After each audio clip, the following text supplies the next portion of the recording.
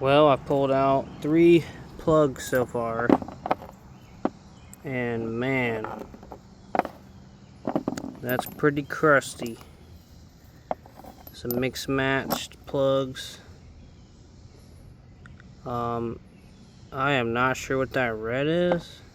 I've never seen that before. Look at how red that one is. But yeah, this is 3 plugs so far,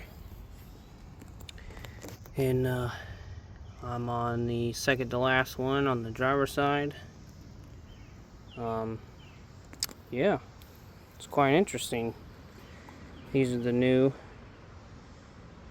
NGK V powers with the 0.35 gap, and I'm using a little anti-seize to lube up the threads. They've been squeaking coming out, but now they're actually going in quite nice. So, yep, been a while, and I can't believe they mismatched them, and she's been running pretty damn good, so that's crazy.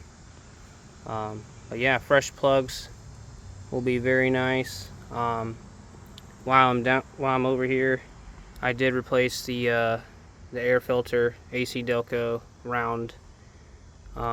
It does have a new steering column shaft, if that's what it's called, and